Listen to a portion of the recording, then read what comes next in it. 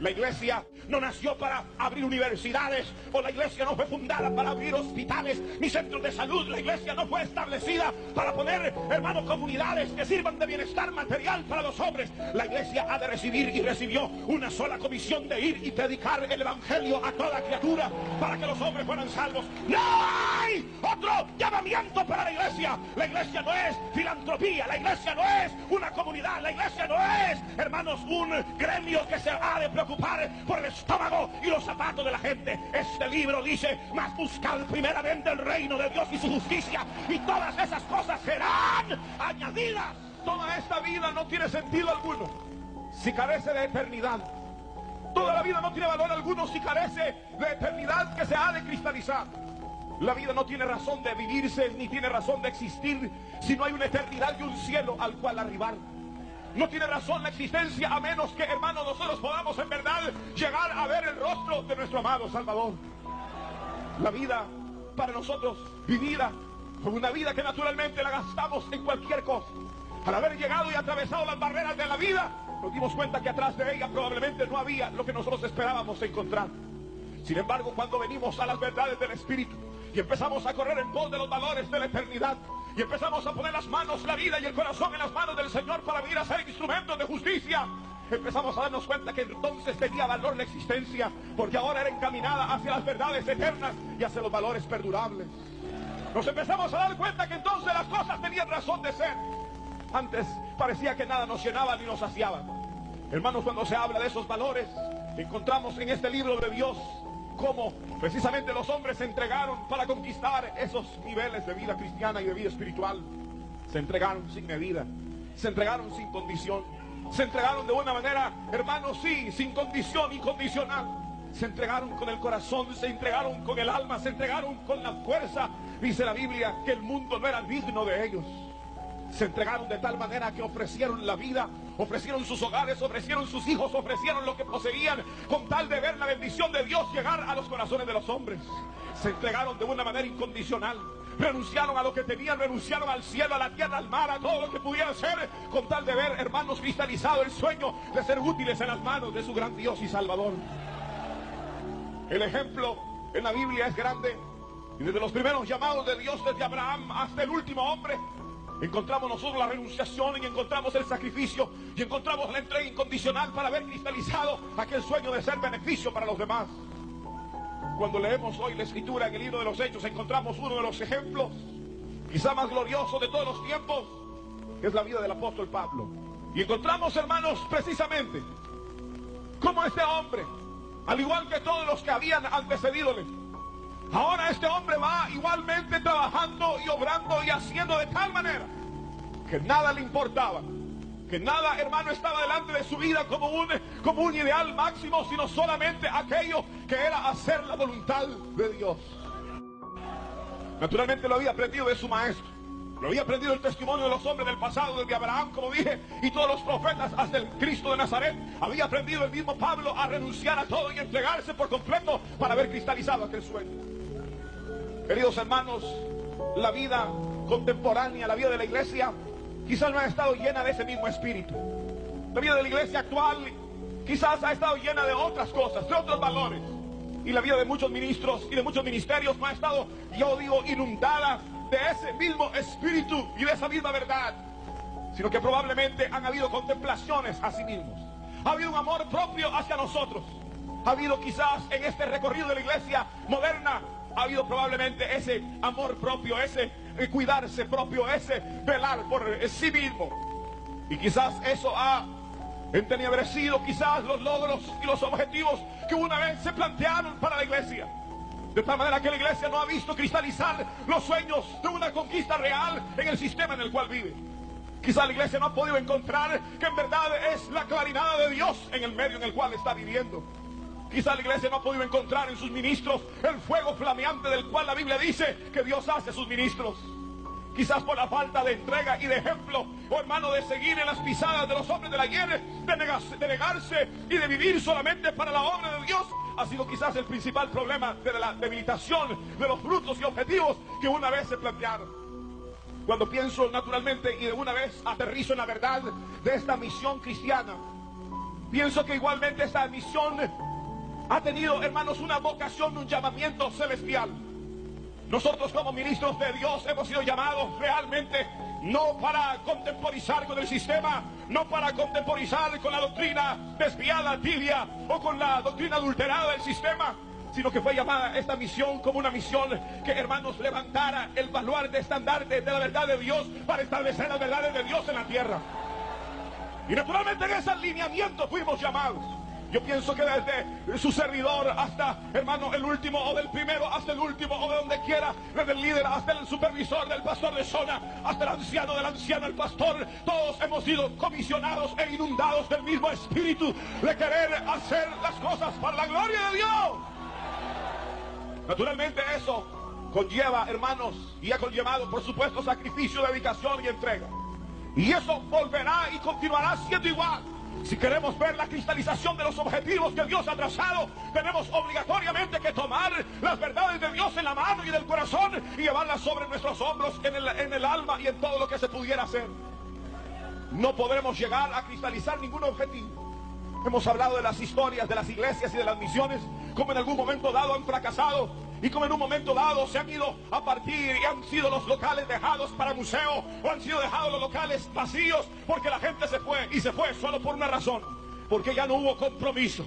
Ya no hubo compromiso con las realidades del cielo, y se debilitó la verdad, hermano, que un día se defendió con espada. Se olvidó, y naturalmente los hombres fueron debilitados en sus corazones, de tal manera que aquello que brillaba empezó a empalidecer, y el oro empezó a empalidecer hasta que quedó quizá como un metal común y corriente. Quizás cuando leemos nosotros la vida de Pablo, que dice: ahora, hermanos, velad acordándoos, y dice Pablo que de noche y de día no he cesado de amonestaros a cada uno de vosotros. Yo cuando leo esto veo una sola verdad: que la vida de Pablo había estado sumida, entregada a la obra y el compromiso que Dios le había entregado.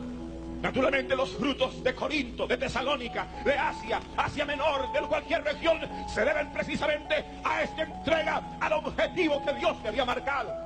La iglesia, lo acabo de decir, predicando fuera del país, no nació para abrir universidades, o la iglesia no fue fundada para abrir hospitales ni centros de salud. La iglesia no fue establecida para poner, hermanos, comunidades que sirvan de bienestar material para los hombres. La iglesia ha de recibir, y recibió, una sola comisión: de ir y predicar el evangelio a toda criatura para que los hombres fueran salvos. No hay otro llamamiento para la iglesia. La iglesia no es filantropía, la iglesia no es una comunidad, la iglesia no es, hermanos, un gremio que se ha de preocupar por el estómago y los zapatos de la gente. Este libro dice: mas buscad primeramente el reino de Dios y su justicia, y todas esas cosas serán añadidas.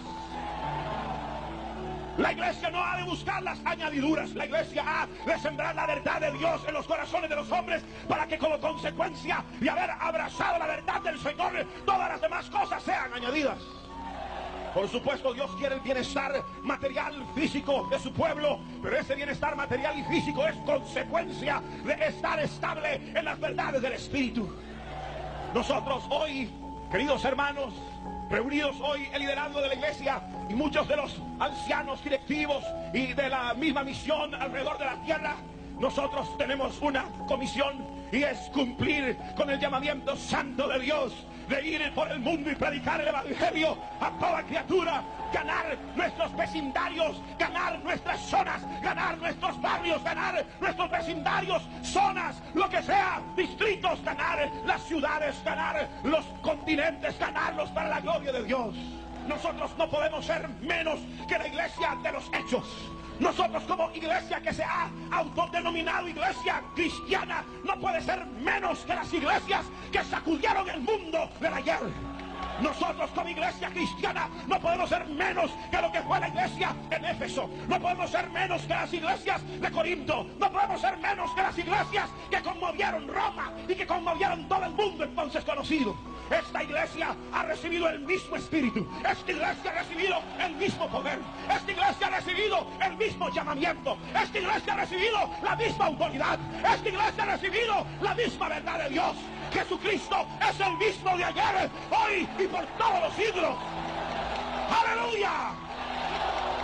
La iglesia ha de tomar con valor Cuando Pablo dice por 3 años de día y de noche no he cesado de amonestaros. Pablo tenía el corazón lleno de la responsabilidad y compromiso de hacer la obra celestial. Queridos hermanos, hoy que se acerca el final de todas las cosas, nosotros tenemos que seguir en la carrera y en la ruta que Dios nos ha marcado. Nos ha dado el privilegio de ser miembros de su cuerpo. Nos llamó siendo enemigos, nos reconcilió. Siendo ajenos de los pactos y las promesas, nos hizo hijos y herederos de las promesas y de las verdades de Dios. Y aparte de eso, después de hacernos hijos herederos, ya no dijo os llamaré siervos, sino nos llamó amigos y nos ascendió al nivel del liderazgo. Nos ascendió al nivel del liderazgo. Nos ascendió al nivel de un liderazgo. Siendo enemigos fuimos reconciliados. Siendo reconciliados se nos dio la confianza de conocer los misterios de Dios para luego compartir con otros las verdades del cielo. Para siempre sea glorificado el nombre poderoso de Cristo Jesús. Increíble y milagrosa experiencia. Hoy nos ha dado el honor de compartir con nosotros los misterios del cielo. Hoy nosotros nos paramos frente a unas personas o nos paramos en los púlpitos y decimos así: el Señor dice, el Señor ha dicho, el Señor ha dicho. Aleluya. Él nos comisionó, Él nos autorizó, Él nos dio el Espíritu, Él nos dio la palabra de la reconciliación. ¡Oh, maravillosa experiencia! Dios nos ha dado la palabra de la reconciliación, como si Dios rogase por medio nuestro. Vamos por los hogares, por las calles, por las plazas y las cárceles y hospitales, y vamos en los vecindarios y los púlpitos proclamando que Dios quiere la reconciliación de los hombres, y llamamos a los hombres a la reconciliación. No podemos desmayar en nuestra buena intención. No debemos dar parte ni lugar a lo humano. Es el Espíritu el que ha levantado la vida de esta misión, y es el Espíritu el que la sostendrá hasta que suene la final trompeta. ¡Aleluya! El Señor la sostendrá. El Señor la sostendrá. Ha sostenido su iglesia y han pasado ya casi 2000 años. Aquellos grupitos del pasado creyeron que habrían de morir, pero al día de hoy han dado su fruto precioso y sigue creciendo la obra de Dios, y siguen los hombres creyendo en el poder de Dios, y sigue la iglesia avanzando, porque ni las puertas del infierno prevalecerán contra la iglesia del Señor. Cada grupo debe estar mejor organizado, cada zona debe de estar mejor organizada, cada distrito debe de estar mejor organizado, las iglesias deben de estar mejor organizadas. Alrededor de miles de miembros desde Europa, América, Australia, se reúnen bajo la realidad de hermanos de una fraternidad que se llama Elim del Salvador. Pero ¿saben por qué? No por un nombre, que no tiene valor nombres, no tiene valor alguno. Lo que tiene valor es el Espíritu. Y bajo esa consigna nos hemos reunido por casi ya 18 años, 19 años. Y la iglesia empezó a dar sus primeros pasos, y se fortaleció un núcleo aquí, del cual ustedes fueron siendo añadidos y añadidos. Y unos venimos hace años, otros venimos quizás recientemente, pero todos hemos sido impregnados de la misma verdad. Todos hemos bebido del mismo Espíritu, de la misma verdad. Y hoy nuestro corazón arde por llevar ese mensaje al mundo que perece. Esta iglesia no solamente debe de llenar 2 veces el estadio, debemos de llenarlo con misión 3, 4, 6 veces, al igual que se hace aquí.